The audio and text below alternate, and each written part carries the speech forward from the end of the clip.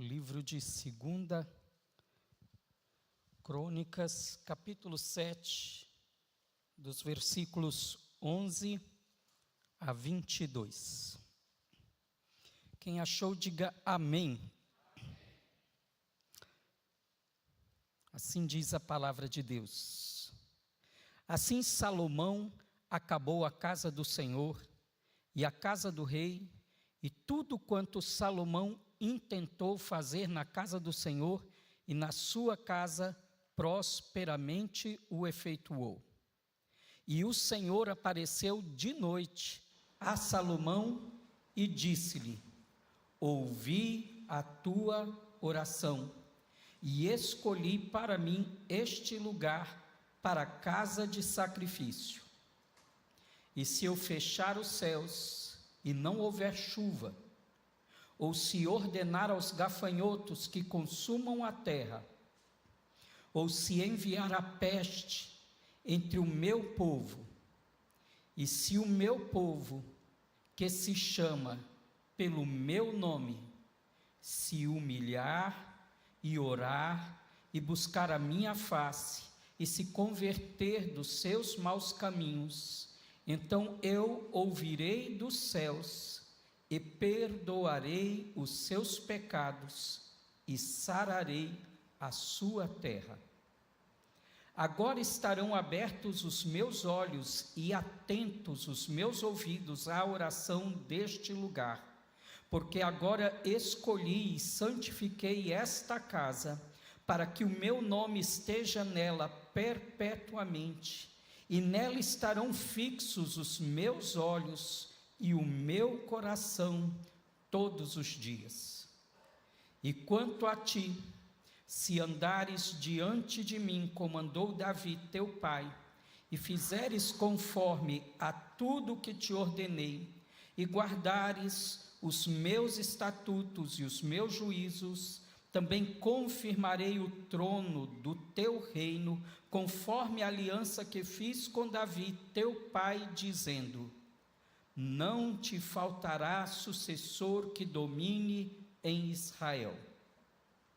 Porém, se vós vos desviardes e deixardes os meus estatutos e os meus mandamentos, que vos tenho proposto, e fordes e servirdes a outros deuses, e vos prostrardes a eles, então os arrancarei da minha terra que lhes dei, e lançarei da minha presença esta casa que consagrei ao meu nome, e farei com que seja por provérbio e motejo entre todos os povos. E desta casa, que é tão exaltada, qualquer que passar por ela se espantará e dirá: por que fez o Senhor assim com esta terra e com esta casa?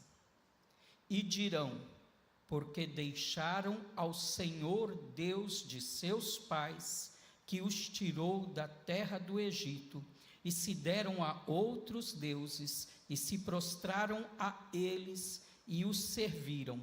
Por isso ele trouxe sobre eles todo este mal. Amém? Feche os seus olhos e vamos ter mais uma palavra de oração. Senhor, te bendizemos pela tua palavra, bendizemos pelo teu povo aqui esta noite, e nós clamamos: de fato, Senhor, fala conosco, porque somente tu tens as palavras de vida. E nós precisamos do teu falar, nós dependemos de ti, para uma vida que de fato tenha significado eterno, Pai. Em o nome de Jesus nós pedimos: edifica o teu povo esta noite. Nós repreendemos toda distração, toda dispersão, e clamamos: fala o coração do teu povo, em nome de Jesus. Amém.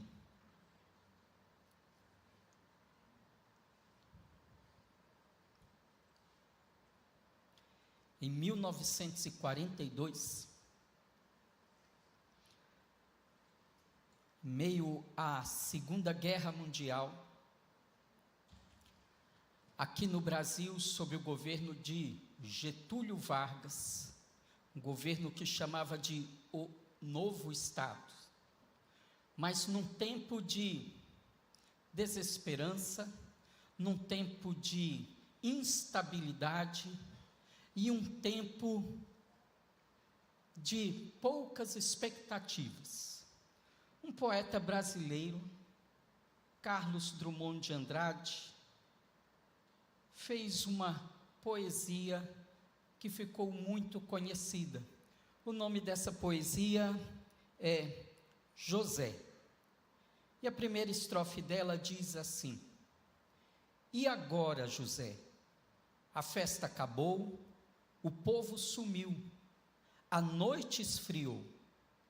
E agora, José? E agora, você que é sem nome, que zomba dos outros, você que faz versos, que ama, que protesta, e agora, José? Carlos Drummond de Andrade faz a expressão de qualquer ser sem esperança, de qualquer ser que procura preencher a sua vida vazia com alguma coisa. No caso desse José aqui, ele queria preencher a sua vida com a festa, com as pessoas, com a companhia, com a agitação. Mas não importa como as pessoas tentam fugir do seu desespero, do seu vazio existencial, chega a hora do e agora? Porque nessa terra tudo passa, tudo acaba. A festa acabou, todo mundo foi embora, a noite esfriou, e ele está ali sem sentido, sozinho, vazio. Essa poesia termina da seguinte maneira, sua última estrofe diz sobre José: sozinho no escuro, qual bicho do mato, sem teogonia, sem parede nua para se encostar, sem cavalo preto que fuja a galope, você marcha, José. José, para onde? É de fato uma poesia bem modernista, não é, irmãos? Versos livres, termina de repente. Mas que fim desesperador. Um José enfrentando o escuro.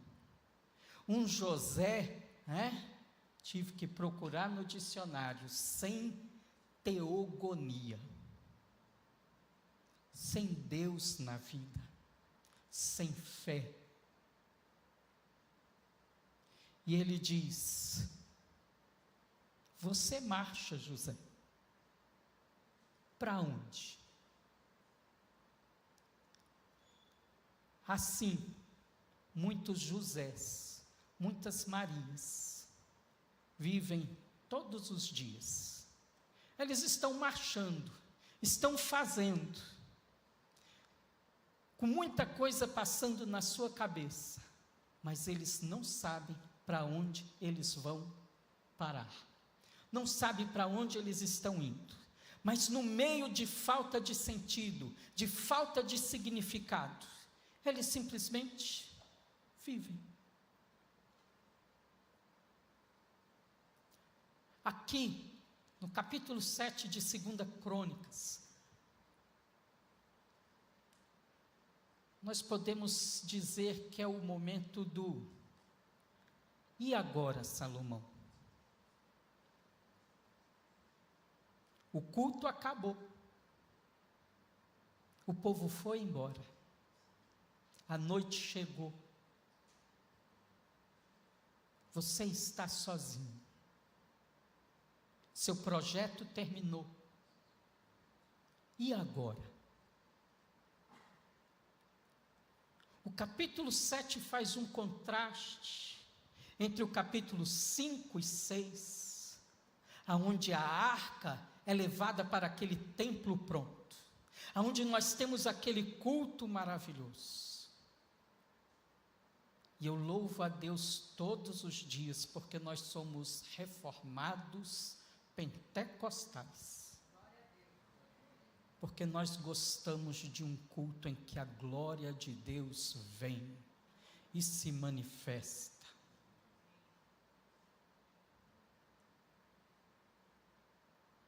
E coisas estranhas podem acontecer quando a glória de Deus vem.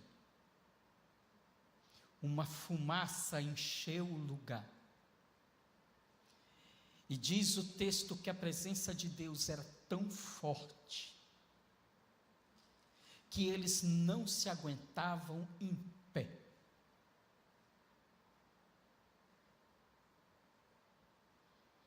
Eu não sei, irmãos, o que vocês pensariam se num culto aqui a gente começasse a cair.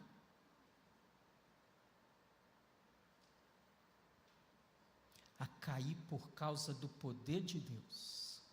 O povo não conseguia ficar em pé.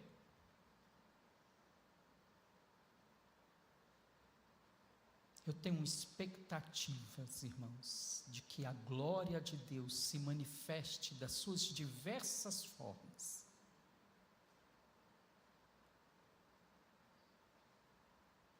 Mas a glória de Deus precisa encher este lugar. Mas, irmãos, a glória de Deus não significa um culto simplesmente cheio de manifestações ou coisas estranhas acontecendo. A maior marca da glória é o que começa a acontecer aqui a partir do versículo 11. É o que essa glória manifesta no momento público, faz com a sua vida no particular. Um culto cheio da glória de Deus, uma palavra cheia de revelação, que quando você volta para a sua casa, não te leva para um lugar de intimidade e oração. Não é um avivamento verdadeiro.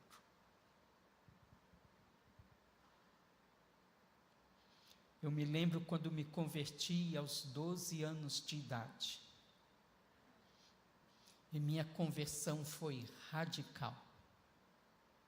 Porque eu aceitei Jesus uma noite no quarto da casa da minha avó, e perguntei para o meu tio, e agora? Ele disse assim, agora você precisa ser batizado no Espírito Santo. Meu tio foi um bom evangelista, ele fez o trabalho completo. E eu fui dia seguinte para a igreja dele. Irmãos, uma criança de 12 anos com shortinho branco, com o cinto do Snoopy.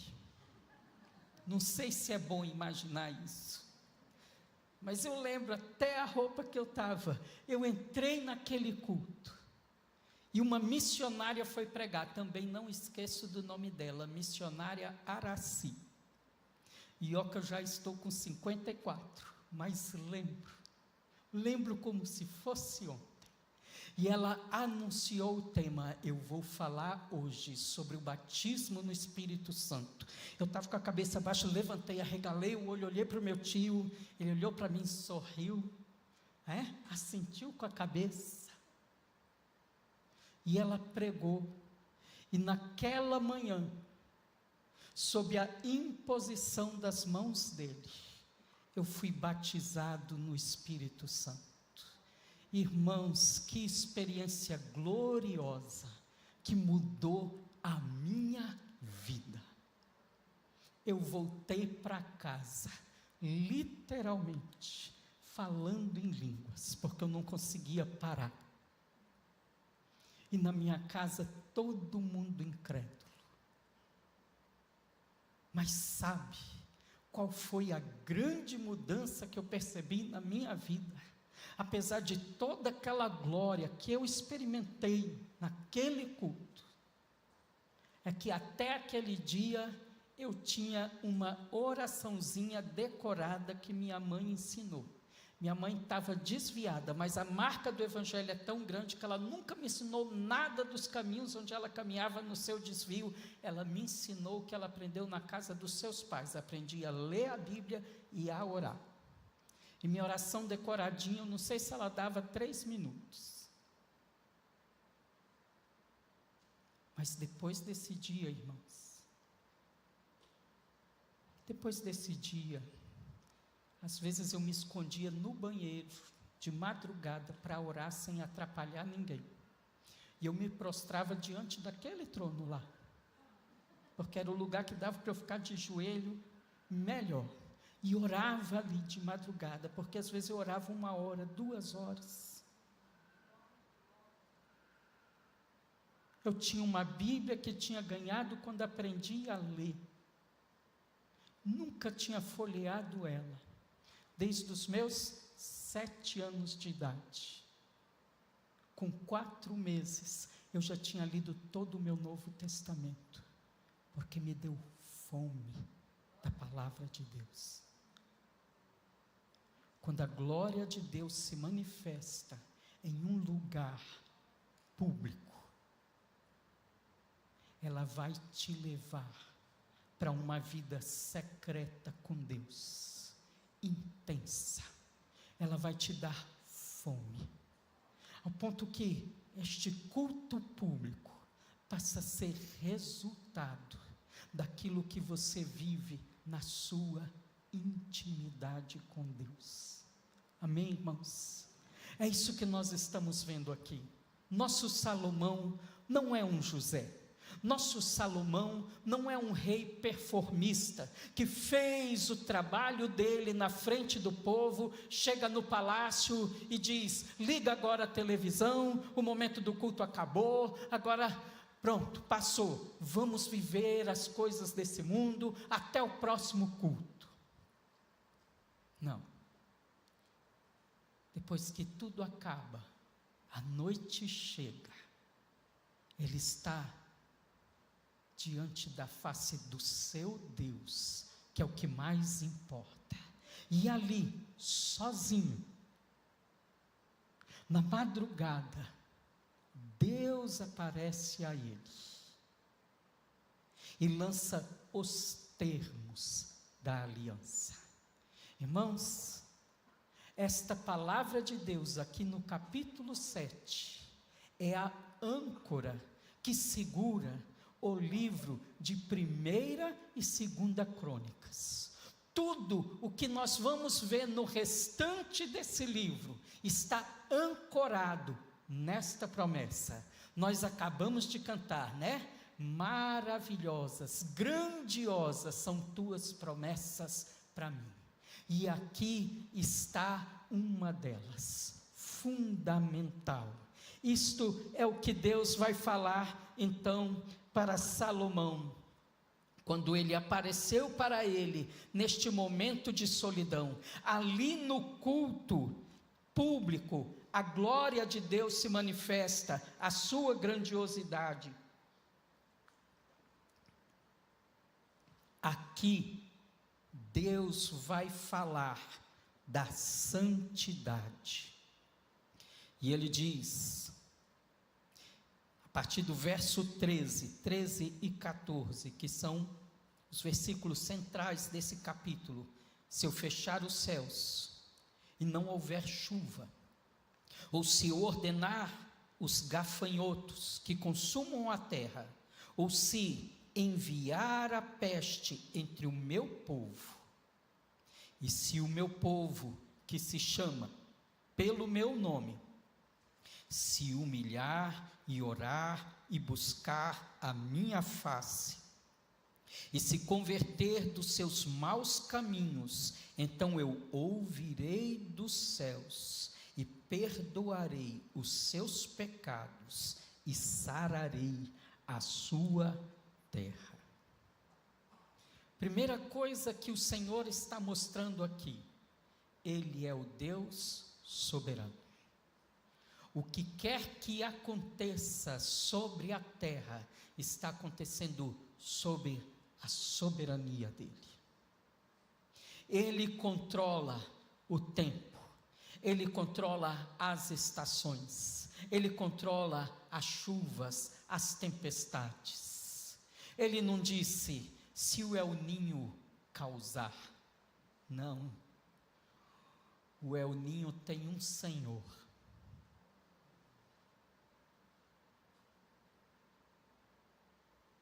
Se eu fechar os céus e a chuva não descer.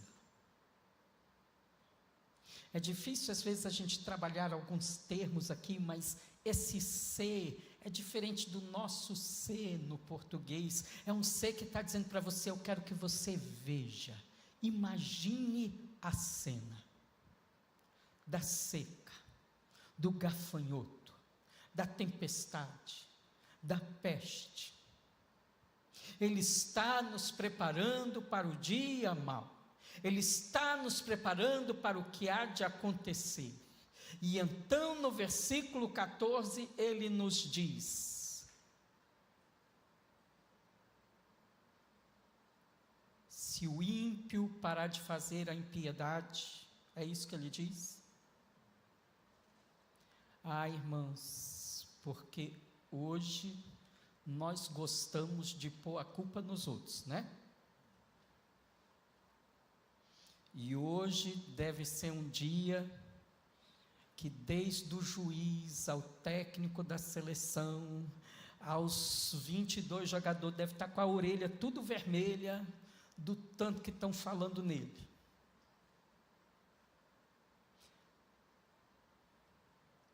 Porque o problema, a culpa,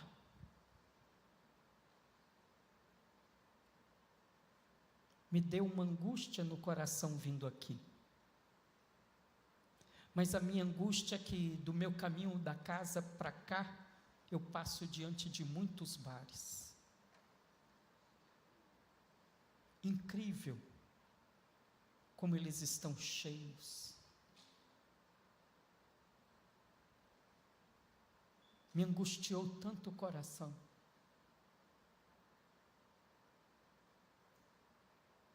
Porque nada disso sara a nossa terra.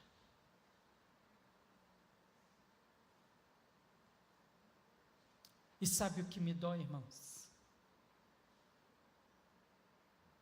É que às vezes, nesses lugares, gente que se diz povo de Deus está lá.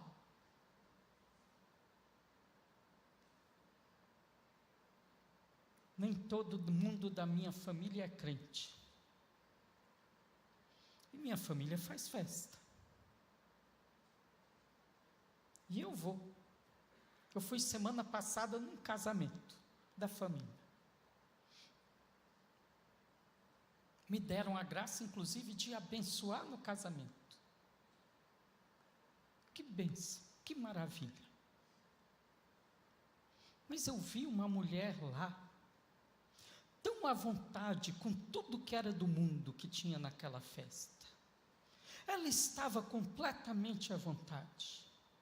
E ela passa do meu lado, sorri e disse assim para mim: amei sua palavra, porque nós que cremos nele, né, é muito importante.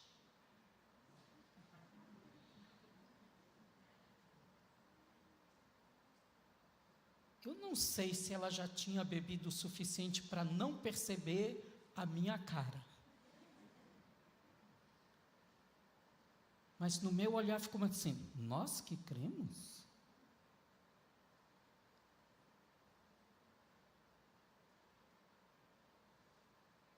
Fui numa outra festa de família, encontrei uma família também muito bem ajustada a tudo que era do mundo. As músicas do mundo, as danças do mundo, as modinhas do mundo. De repente ele vira e diz para mim assim, o pai da família: nós congregamos lá em Brasília. E ainda reclamou: meu filho toca bateria. Pastor, não deixa ele tocar na igreja, tem tanta exigência na igreja. Aí pôs o filho dele para tocar com a bandinha do mundo que estava tocando lá na festa. E eu fiquei pensando, será que ele pensa que a igreja é o show de talentos do Silvio Santos? Que nós estamos atrás de um talento para tocar? Mostra aí seu talento, meu filho, que nós queremos te aplaudir. Mas sabe o que é o meu medo?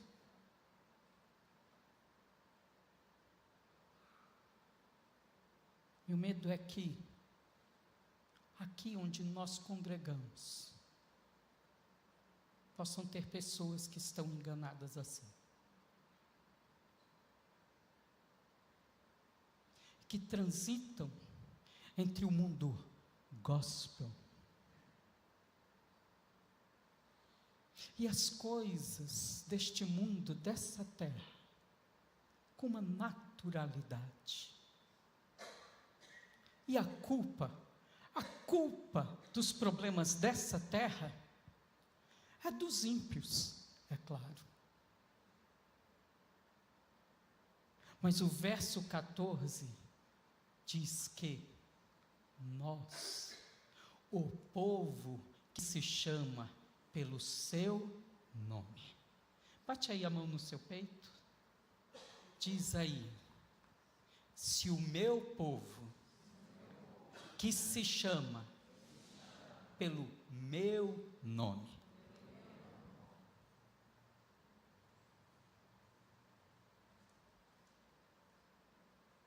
A responsabilidade não está dos incrédulos. A responsabilidade está sobre nós.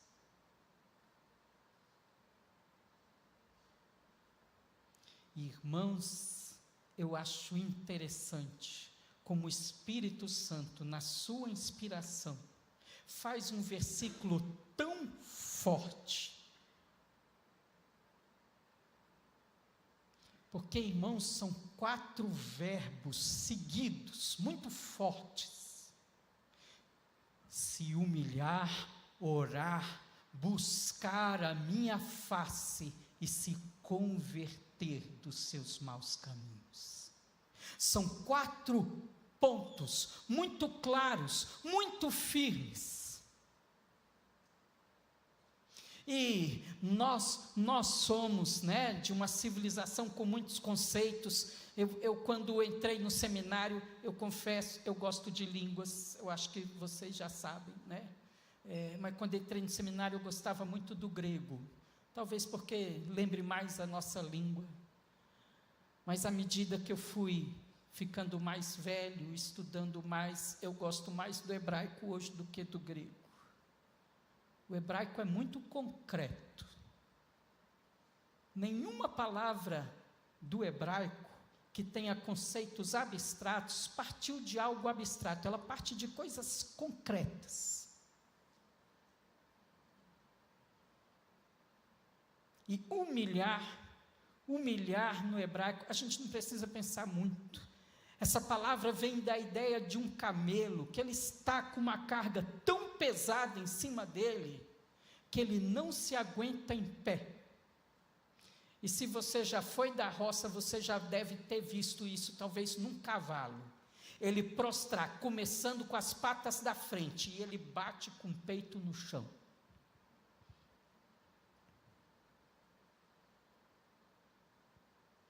Nós temos uma ideia de ajoelhar bonitinho, A gente ajoelha, cabecinha reta.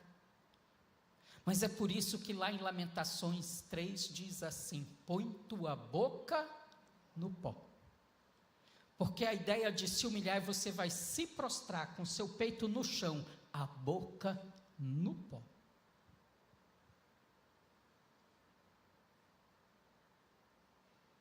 E orar. Orar aqui, irmãos, a gente pensa em orar simplesmente com falar, mas orar aqui quer dizer julgar-se a si mesmo. Orar é um ato, não é de ficar falando tudo que vem na sua cabeça, é um ato de você colocar-se conscientemente sobre o escrutínio de Deus. Fala, Senhor, fala comigo. Mostra o que o Senhor aprova e o que o Senhor reprova na minha vida. Buscar a minha face é uma palavra de pastoreio, porque os pastores, quando as ovelhas se perdiam, eles iam atrás das pegadas, dos vestígios. Está dizendo, vai atrás das pegadas de Deus, dos seus vestígios, e busca, corre atrás, toma uma atitude. Não é buscar as mãos, é a face. Porque a face no mundo hebraico diz o seguinte: eu não posso ver o coração, mas a face expressa o que está no coração. Como o exemplo que eu falei da minha face agora há pouco, a ideia de ver a face de Deus é que você, ao buscá-lo pela face dele, você saberá se ele está te aprovando ou te reprovando. Ele não vai virar as costas dele para você, porque você está buscando a face dele, e se converter. Vamos dizer juntos, diga aí, converter.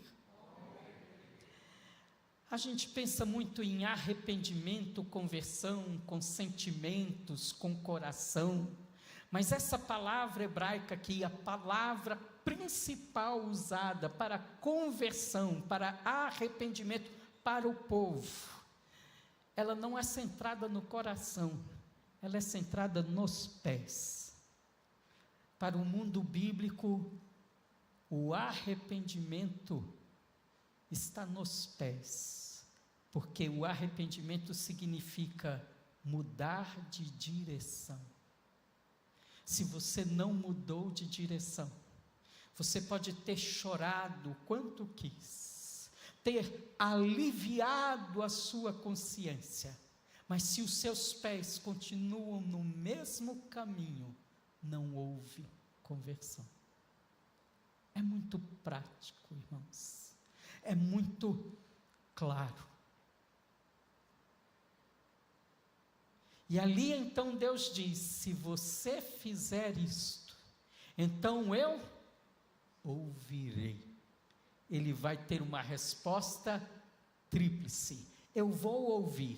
E o ouvir de Deus não é um ouvir passivo, significa eu vou agir, significa eu vou intervir, eu vou fazer. E ele diz também: eu perdoarei. Vou ouvir dos céus. Quebrou o céu de bronze com a humilhação. Eu perdoarei os seus pecados. Porque oração, como eu disse, fala disso, a minha consciência diante de Deus. Lembra de Davi orando? Senhor, eu pequei. Eu perdoarei os seus pecados, e então sararei, restaurarei a sua terra. Irmãos, nós como povo de Deus precisamos dessa decisão. E tudo que você vê daqui para frente no livro de Crônicas está falando sobre isso. E sobre o resultado imediato dessa postura. Nós temos, por exemplo, Roboão, o filho de Salomão, que se desviou dos caminhos do Senhor, e o rei Sisaque do Egito se levantou contra ele. Mas naquele momento ele reconhece: nós pecamos, e se humilha diante do Senhor. E o texto dirá claramente: porque você se humilhou, vocês não serão destruídos. Nós temos depois Abias, que enfrenta a idolatria do reino de norte. Nós temos Asa, que até começou bem, mas no fim põe a sua esperança na Síria, e por isso adoeceu dos pés. E o texto bíblico registra claramente que mesmo diante da sua enfermidade, ele não buscou ao Senhor. Nós temos por fim o texto que foi lido esta manhã, do rei Jeosafá, trisneto de Salomão. Irmãos, que texto lindo e maravilhoso, porque Jeosafá, irmãos, se vocês guardaram a leitura do texto, ele faz referência a essa promessa aqui. Ele leva o povo em jejum, em humilhação, ao pátio do templo. E ele ora, parafraseando essas palavras: o Senhor não disse, quando vier a destruição, quando vier a peste, a arma, a espada, que o Senhor estaria atento para ouvir a nossa oração. Nós estamos aqui nos humilhando e orando. E como ele honrou o falar de Deus e o praticou, o Senhor levantou aquele profeta para dizer: vocês não vão lutar.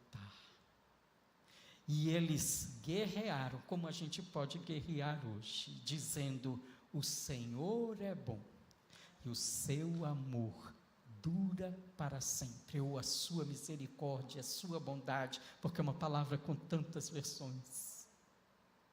Irmãos, o que esse texto quer nos dizer de forma clara?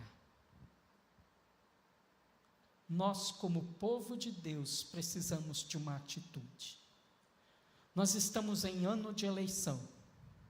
Primeira coisa, como povo de Deus, que eu oro, é: Senhor, tira do meu coração culpar os políticos e põe em mim uma posição de quebrantamento e de humilhação. Eu oro também que Deus levante homens de autoridade, de governo, que busquem governar essa terra no coração de Deus, nessa promessa, se humilhando, buscando, orando. Segundo, tenho nada contra a Copa não, tá, irmãos? Mas sendo bem sincero para vocês, graças a Deus acabou. Acabou a distração. Porque é uma grande distração.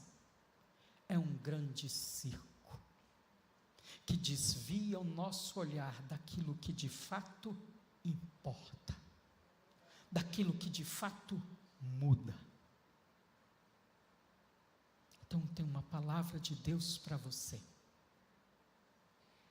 seja centrado nessa promessa, e vamos nos mover em quebrantamento, em oração, em buscar a face de Deus, porque Ele nos ouvirá e sarará a nossa terra.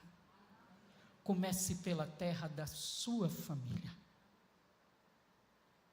e comece a cultivar essa vida íntima com Deus, para que Ele sare a sua terra, a sua casa, o seu trabalho, a sua descendência, os seus filhos, em nome de Jesus. Se coloque em pé.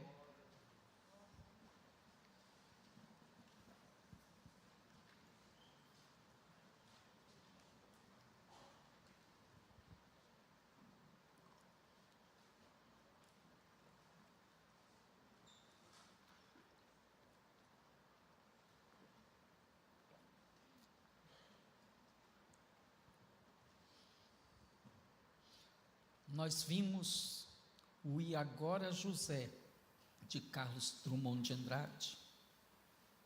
Nós vimos o E Agora Salomão, um homem de Deus. Nós vimos o que Deus fez na vida de Roboão, Abias, Asa, Jeosafá. E a pergunta de Deus para você é: e agora você? Quais são as crônicas que podem ser escritas sobre a sua vida? Eu queria que, se você puder, no seu lugar, você tomasse uma postura física, que demonstre a sua humilhação. Se a sua saúde te permite, eu gostaria que você se ajoelhasse agora diante do Senhor.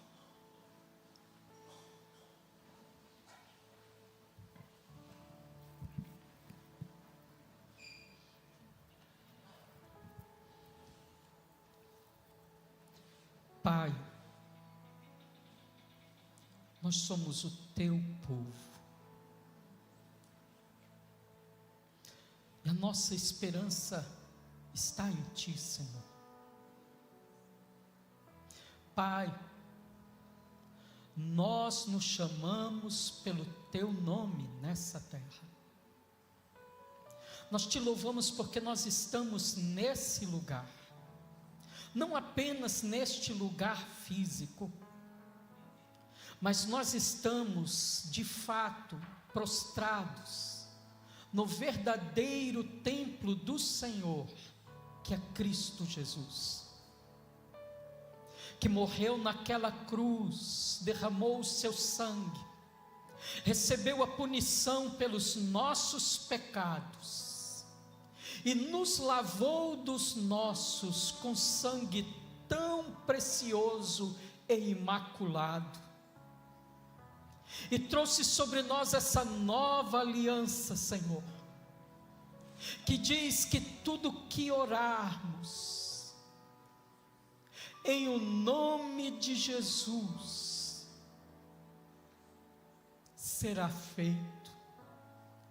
Que enviou o teu Espírito Santo para habitar em nosso coração, que é perverso, que é corrupto, para nos ensinar esse caminho de humilhação e quebrantamento, que somente o Espírito de Deus pode fazer nas nossas vidas. Nós te clamamos, Senhor, assume o controle, enche-nos do teu Espírito, e gera em nós essa postura tão contrária à nossa natureza, de nos humilharmos, de nos prostrarmos,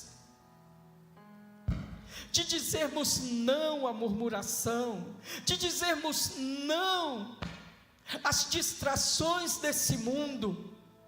Nós queremos a tua face, nós queremos a tua vontade, nós queremos a tua aprovação. Muda os nossos caminhos. Oh Deus, se existem pessoas aqui cujos pés estão acorrentados numa direção, vem esta noite no poder do teu nome, no poder do teu sangue, e quebra as correntes, e traz conversão, mudança de coração, mas mudança de atitude, mudança de direção. Pai, é o que nós clamamos para o teu povo. Nós clamamos não somente sobre nós aqui congregados, mas nós clamamos, Senhor, pela tua igreja nessa terra do Brasil. Faz um mover de quebrantamento, de humilhação. da tua igreja sobre a face da terra. Prepara-nos para a tua vinda, adorna a tua igreja e vem nos buscar, Senhor, porque nossa verdadeira pátria está nos céus, contigo, no teu reino. Venha o teu reino, é o que nós oramos, em o nome de Jesus, amém. E que a graça do Senhor Jesus,